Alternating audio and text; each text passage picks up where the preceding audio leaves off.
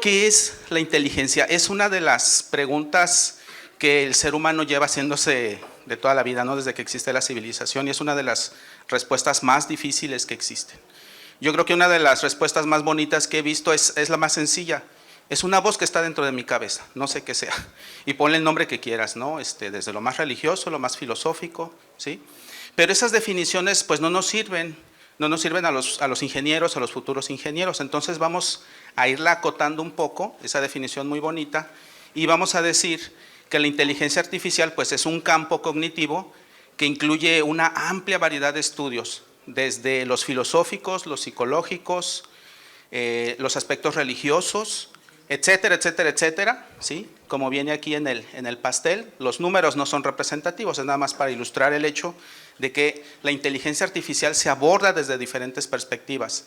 Al final, la que nos interesa es la ingeniería, la que nos permite hacer aplicaciones, ¿sí?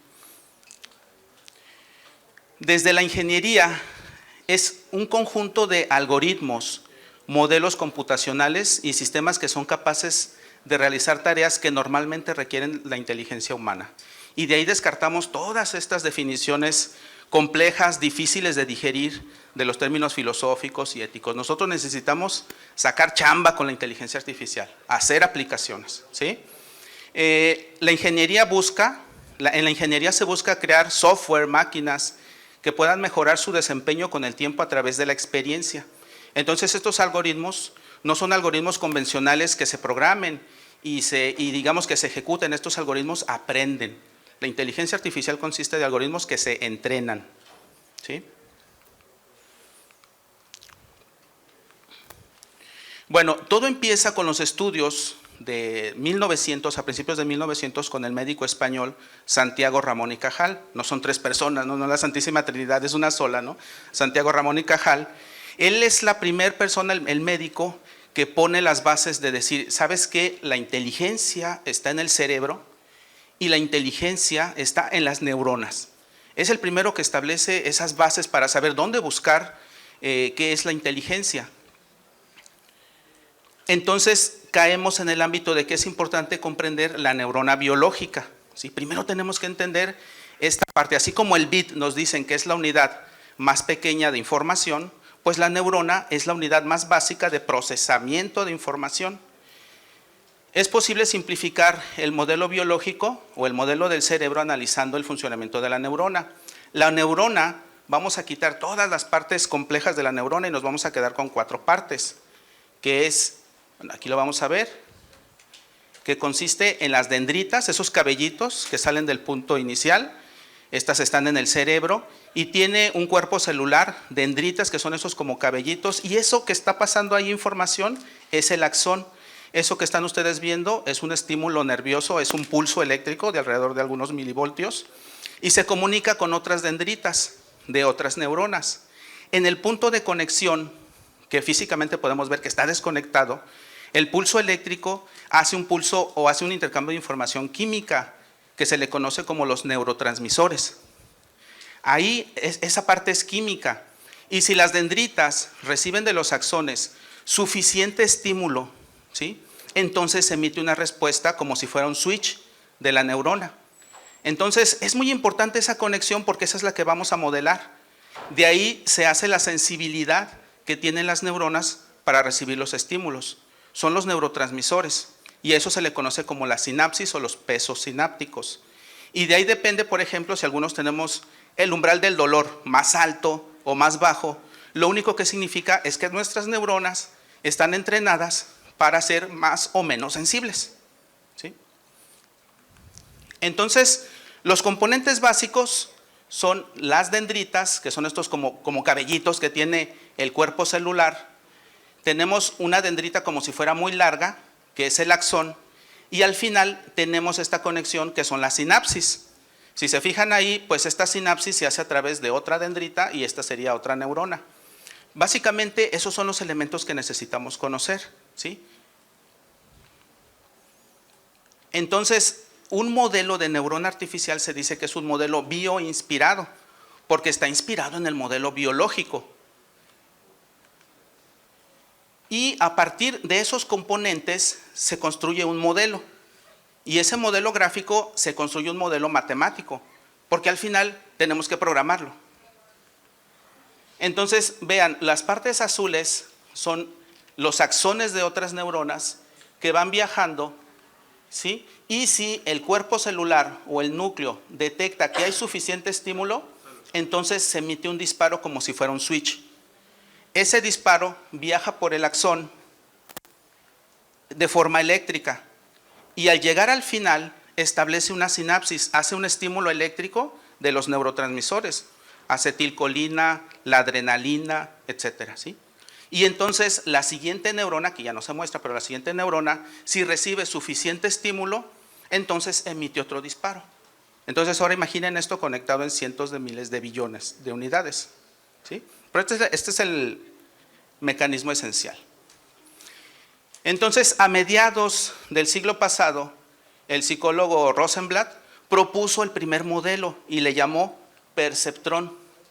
Este es un hito en la ciencia, en las ciencias cognitivas. Este modelo toma los elementos que nosotros vimos, como son las sinapsis, las dendritas y algunas funciones matemáticas. Vamos a explicar esto un poquito más a detalle. Vamos a pensar en el modelo biológico y este modelo estamos sugiriendo que está representado por este gráfico. En este gráfico nosotros vamos a ver que vamos a tener entradas, el estímulo. Vamos pensando en el dolor, un pinchazo de aguja. Y ahí estás recibiendo ese estímulo que se está recibiendo como si fuera un vector de entradas. Lo recibes. Las dendritas, por su parte, reciben ese estímulo y le dan un peso, por eso se le conoce como peso sináptico. Es como una tara o es como un porcentaje, ¿sí? Por ejemplo, W1 dice, bueno, yo dejo pasar un porcentaje de X1, yo dejo pasar otro porcentaje de X2, etcétera. Y esta es la sensibilidad de la neurona. Toda esa información confluye hacia un sumador, todo se suma y se compara contra un umbral del dolor, por decirlo de alguna manera, ¿no? ¿Sí? Entonces, si esta suma es mayor que este parámetro, entonces hay un switch que se le conoce como función de activación que se dispara y se emite el estímulo hacia otra neurona, ¿sí? Este es un mecanismo prácticamente copiado del modelo biológico. Así funciona el modelo biológico, ¿sí? Entonces, ni modo, se tienen que hacer matemáticas, ni modo, ¿sí? Tenemos que hacer matemáticas. Entonces, ¿qué es lo que hacemos? Nos damos cuenta que un punto muy importante es afuera del sumador, aquí miren, la U. Y entonces esta U la definimos como una sumatoria, ¿están de acuerdo? ¿Qué entra a la sumatoria? Los pesos sinápticos W y las entradas X. Y eso se compara contra un umbral o vías y eso se suma. Si esta suma supera un cierto valor, entonces se dispara y se produce una salida. Aquí lo interesante es ese disparo. ¿Cómo la neurona sabe disparar? ¿Sí? Dependiendo de lo que está sumando, ¿sí? Bueno, hay diferentes switches. Todos esos son switches y se les conoce como funciones de activación. Y así funciona la neurona, ¿eh? Miren, no está tan difícil. La primera, función escalón, te dice, si no hay estímulo, entonces no hay respuesta. Superado un estímulo, respondo. Todo, nada. Este es el clásico switch. Es como la luz. ¿Está apagada o está encendida? Por eso se ve que está o en 0 o está todo en 1. Pero estarán de acuerdo que no aprendemos todo nada, ¿verdad? O sea, es decir, yo no te muestro un libro y en cuanto te elogio ya lo aprendiste. Aprendemos de una manera progresiva. Entonces, esta función de switch no nos sirve, nos sirven funciones más suavecitas. De no saber nada a saberlo todo, comenzamos a hacerlo progresivamente. Y esta es una representación más biológica, más natural. Y a partir de ahí se empieza a suavizar simplemente el switch. Se hace más suavecito la respuesta. O habrá veces en que tú necesites saber valores negativos o valores positivos en funciones todo o nada, pero más suavizadas, ¿no? Y estas son las representaciones matemáticas para eso. ¿Sale? Entonces, ya ganamos. que tenemos, ya sabemos que la neurona biológica es la responsable del procesar información, tenemos un modelo gráfico y tenemos un modelo matemático. Al final, una neurona pues estaría representada por este circulito, esta es la salida, estos son los pesos sinápticos que tenemos que modificar y que entrenar, ¿sí? Para que se produzca una salida. Y este valor de phi, pues no es otra cosa más que el switch que entran los argumentos de la sumatoria, ¿sale? Bueno, por ejemplo, si tuviéramos 5 entradas, tendríamos 6 parámetros para entrenar, de W1 a W5, más un umbral de polarización. Fíjense, esto es bien importante, ¿eh? Una sola neurona. Resulta que si conectamos 3 neuronas contra una de salida, entonces ya tenemos una red. Pero vean la complejidad de la matemática, ¿sí? Entonces, de tener la ecuación que ya la entendimos, ahora la tenemos así, por ejemplo, ¿sí? Tenemos tres neuronas que se están conectando con los pesos y con las salidas respectivas. Pero ¿qué pasa si ponemos más neuronas? Vean la complejidad de la ecuación. Entonces, esta es la primera capa, que es el argumento de la segunda capa para producir la salida. Entonces, lo que aparece aquí depende de lo que ocurra aquí, que es esto, y depende de lo que ocurra aquí, que es esto. Se empiezan a anidar las ecuaciones. Entonces, ya ni siquiera es humanamente manejable esto, ¿sí? Cuando estas ecuaciones con 3, 3 y 1, por ejemplo, se te convierten en algo con lo que normalmente trabajamos, ¿sí? Imagínate la matemática de eso. Bendito Python, bendito MATLAB y benditas librerías, que alguien ya se tomó el tiempo de escribirlas, encapsularlas y son un servicio para nosotros como ingenieros, pero siempre las vas a estar usando. O sea, no se vale de que ¿para qué aprendo eso si nunca lo usé? Nunca lo usaste porque estás usando las librerías que alguien sí hizo, ¿sale? Entonces, benditas librerías. Y tenemos la primera arquitectura neuronal, que es el MLP, el Multilayer Perceptron, ¿vale? Ok, entonces hay muchas arquitecturas, muchos cerebros neuronales para diferentes aplicaciones. Vamos a ver rápidamente. El primero, que es el Multilayer Perceptron, muchos perceptrones conectados. ¿De qué nos sirven? Básicamente para 3 cosas: para hacer clasificación de datos, para hacer regresión y para hacer clustering. El primero de ellos es, por ejemplo, cuando te interesa clasificar perros de gatos, casas caras de casas baratas, ¿sí? O spam de no spam. Las redes neuronales son excelentes para hacer esa clasificación. O películas del Netflix que me gustaron de las que no me gustaron, ¿sí? Regresión, cuando tú quieres aproximar un valor a una ecuación, a una función. Y finalmente, clusterización, cuando tú quieres agrupar los datos.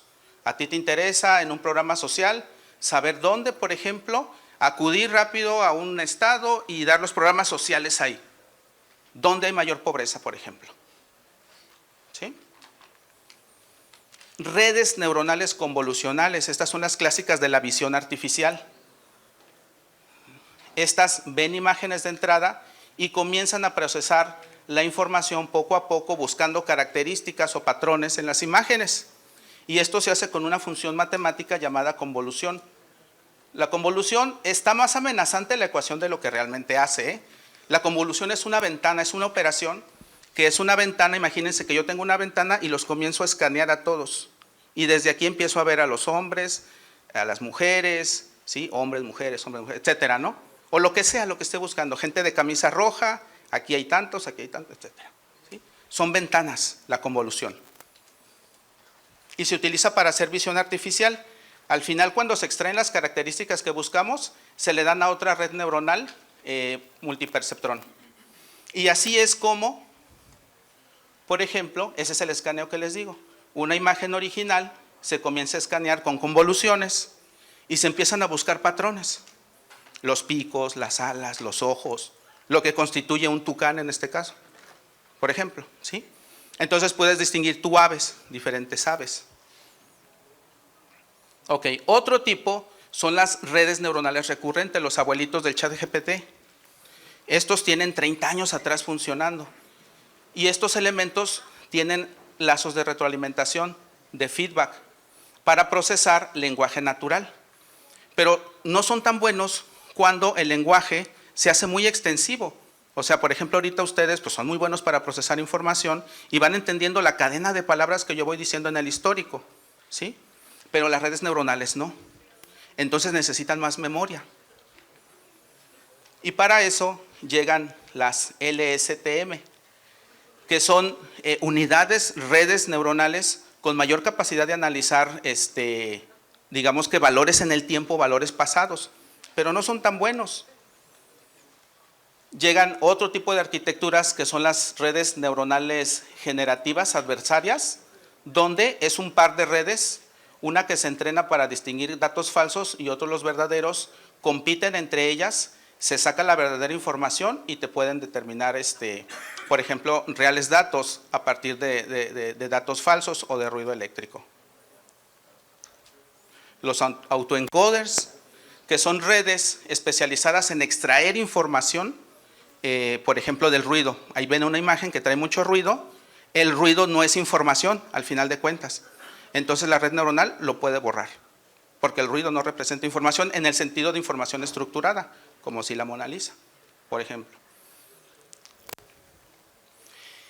Y estas redes, las redes, los transformers, esta es el corazón del ChatGPT, ¿sí? Estas redes neuronales son bastante complejas. Lo que podemos ahorita saber es que utilizan un mecanismo nuevo que se le conoce como mecanismo de atención. Voy a tratar de explicarlo, es bastante complejo cómo funcionan estas redes neuronales, ¿sí? ¿Qué es la base del ChatGPT? Bueno, ChatGPT es un transformer generativo, ¿sale? Es un modelo de lenguaje desarrollado por la empresa OpenAI y nos marca una nueva era, es un antes y un después esto, ¿sí? ¿Cómo funcionan? Bueno, son arquitecturas de redes neuronales que fueron desarrolladas para resolver problemas de procesamiento de secuencias de datos o de traducción automática. Entonces, tú vas dando las secuencias, vas alimentando con secuencias de texto y esas secuencias de texto les va asignando un número o un valor numérico, ¿sí? Entonces, puede predecir en base a un entrenamiento previo cuál sería la siguiente palabra que sucedería desde el punto de vista del entrenamiento. Por ejemplo, el perro corre por el campo, que es una cadena. Cuando le da sed, se detiene. Si yo le pregunto a quién le da sed, puede inferir que es al perro. Pero lo hace por un mecanismo que se llama de atención, donde se le van asignando diferentes pesos, ¿sí?, a las palabras. Por ejemplo, ahí la palabra el perro pesa mucho, corre pesa menos, por él pues pesa mucho menos, campo pesa más. Entonces así puede discriminar si nosotros le hacemos inferencias respecto a los perros, por ejemplo. Sabe con qué porcentaje responder, ¿sí? Este es el paper, es un paper de Google, donde así se llama Attention is all you need. Es un paper donde describe esta nueva red neuronal, este transformer. Ok, fíjense, datos. Ustedes ya saben lo que es un peso sináptico y ya vieron una neurona con los pesos y cómo se van conformando la complejidad. Piensen en esto. ChatGPT, la primera versión en el 2018, vean cuántos pesos, 111 millones de pesos, su red neuronal. Imagínense la dimensión de eso. 110 millones de pesos. Sale al siguiente año la versión 2 con 1.5 mil millones de pesos. Es la 2. ¿Sí? Ok. Y todavía no es la que conocimos nosotros, ¿eh? La que conocemos nosotros es la 3, la que está ahorita gratis. 175 mil millones de parámetros. Ahí tienes al pobre Transformer viendo hasta la Biblia, ¿no? Yo creo, estudiando todo el conocimiento para poder hacer las inferencias. Imagínense el tamaño, complejidad matemática de eso, ¿sí? Entrenar eso costó cientos de miles de millones de dólares en procesadores de última generación, en GPUs. ¿Sí? Solamente las grandes compañías pueden lograr esto, ¿sale? Y viene el GPT-4, que es la última generación, la que ya es de paga, que es multimodal, porque te soporta imágenes y voz. ¿Sí? Es tremendo esto, cuesta alrededor de, creo que $20, ¿sí? Pero es tremendo lo que puede hacer. Y ya viene el 5, y ya viene el miedo, ¿verdad? Lo que viene en el futuro. Viene el 5, el 6. De hecho, lo tuvieron que detener. Si se acuerdan que hace más de un año, deténganse, espérense, porque no podemos asimilar qué es, cómo nos vamos a adaptar como sociedad. ¿Sí? ¿Sale? Bueno, entonces en ese escenario catastrófico, pues no es cierto, ¿verdad? Para nada. ¿Sí? ¿Qué es lo que viene? Lo que viene es una inteligencia artificial como parte ya de nuestra cultura. Se está incorporando. A ustedes les va a tocar, a sus hijos va a ser un hecho, ¿no? A ustedes les va a tocar y les está tocando esa transición. De hecho, por eso están aquí. ¿Sí? ¿En dónde? En todas partes. Ya lo vivimos en la educación. ¿Sí? Ya está en la educación, estamos capacitando profesores para que no estén en contra de la inteligencia artificial, sino la aprovechen a hombros de gigantes. Nuestros hombros de gigantes ahora es inteligencia artificial. Entonces tienen que aprovecharla. Y en la industria 4.0 también. Aplicaciones médicas es un boom. Hay mucha hipérbole en torno a esto, ¿sí? Para combatir el miedo es el conocimiento. Es conociendo cómo funcionan los sistemas. Cuando no conocemos, el miedo es un desconocimiento generalmente, ¿sí? Infundado. ¿Cómo nos quitamos el miedo? Conociendo, ¿sí? Entonces vamos a ver cómo entrenar una red neuronal. A ver, es como una receta. Yo quiero entrenar mi red neuronal, quiero quitarme esos miedos para saber cómo operan estas cosas. Entonces viene como una especie de receta, ¿sale? Estoy simplificando mucho las cosas, pero es ilustrativo el hecho. Número 1, pues ten una red neuronal dummy, no sabe nada, ¿sale? Ni siquiera puedo decir la de un bebé, estamos hablando de modelos artificiales. No sabe absolutamente nada, pero tú ya sabes que es un switchecito, que lo estimulas y te responde y se interconecta. Bueno, encapsúlame eso y ese es tu primer bloque, ¿sale? Número 2, pues una aplicación. Yo estoy en el área de robótica, esa es mi área, pues escogí un robot, ¿no? Entonces tienes un robot en la industria que está haciendo algunas tareas.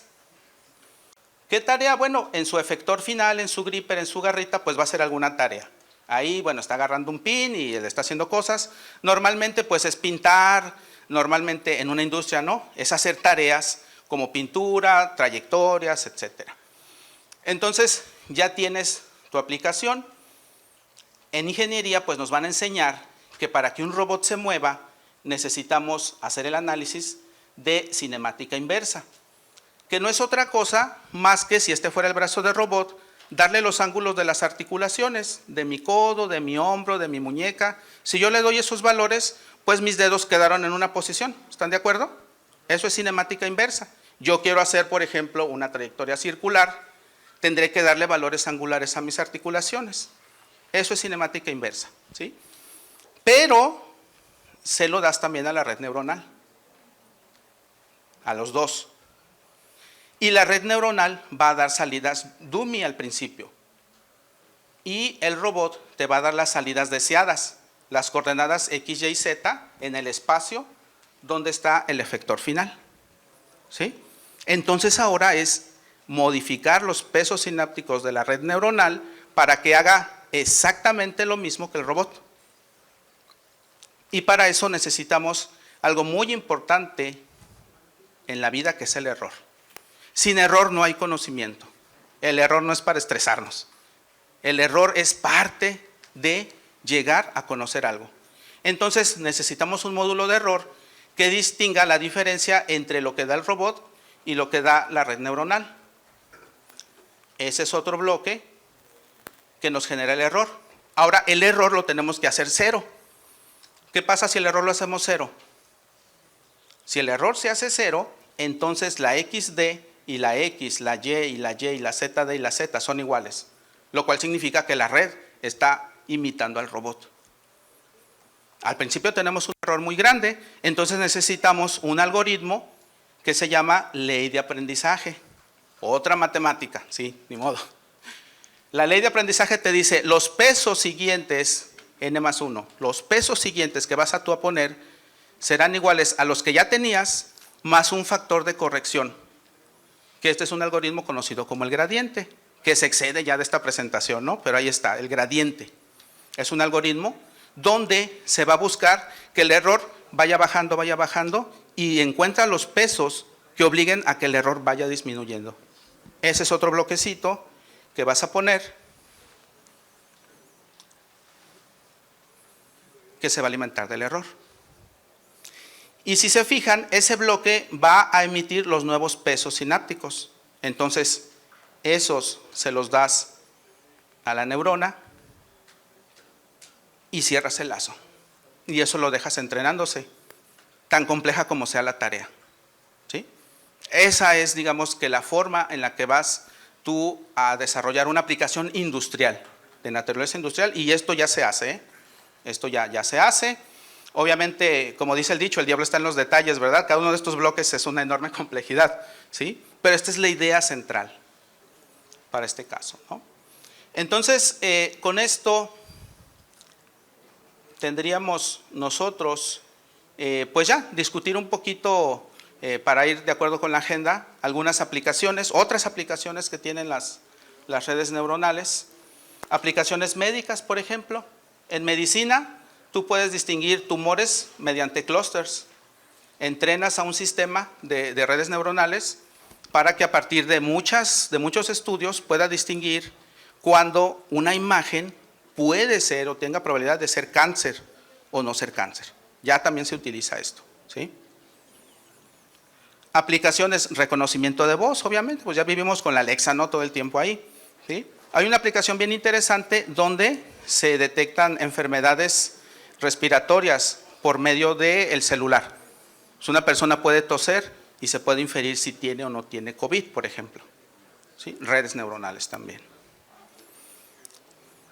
Vehículos autónomos, no se diga, eso creo que estamos todos muy familiarizados con los vehículos autónomos, ahí es un nicho de oportunidad, de hecho ellos son los que le meten mucho dinero a esto de la investigación. Aplicaciones, agrupaciones de clientes, ustedes son parte de ese marketing día con día, ¿no? YouTube, Facebook, les venden mercadotecnia, porque los tienen clusterizados, ¿sí? Por edad, conocen hasta qué tipo de su familia, pues cuántos miembros son, hay bebés, todo lo conocen. Entonces nos llega la publicidad, de hecho ahorita nos están escuchando ahí por el celular, ¿verdad? Seguramente. Análisis de texto no estructurado, por ejemplo, redes sociales. Es ahorita mucho cuidado con esto, con la inteligencia artificial en redes sociales, porque se puede prestar a generar fake news o se puede minar lo que la gente está diciendo en redes sociales y plantar ideas. Esto ya está ocurriendo. Esto es un temazo así, la inteligencia artificial en redes sociales, sobre todo en tiempos de elecciones. ¿Sí? Sí, es un temazo esto, ¿no? Y bueno, compresión de datos. Como si se fijaron, la red neuronal comprime los datos en pesos sinápticos. Entonces los pesos sinápticos es una representación de lo que está ocurriendo en las entradas. Entonces también se pueden utilizar con fines de compresión de información. Estas son solo algunas que seleccioné por cuestiones de tiempo. Hay más, ¿no? ¿Sí? Bueno, entonces concluyo rápidamente. Las redes neuronales son una de muchas tecnologías de la inteligencia artificial. Hay muchas y creo que han visto otros algoritmos, ¿sí? Pero no es porque sea mi área, pues, pero todos dicen lo mismo, no los congresistas, pero yo pienso que es uno de los top algoritmos, que sí o solo sí debemos de aprender. Ni modo, para dominar el desarrollo de aplicaciones necesitamos estudiar materias, álgebra lineal, están hasta en orden de importancia. Muy importante álgebra lineal, muy importante. Pero si ya existe, doctor, nos dijo que ya existe en librería, sí, pero de todos modos necesitas saber qué está pasando atrás, en el backstage, para hacer algunas, a lo mejor algunas adecuaciones, cálculo, programación, etcétera. La inteligencia artificial es el nuevo paradigma tecnológico de nuestro siglo.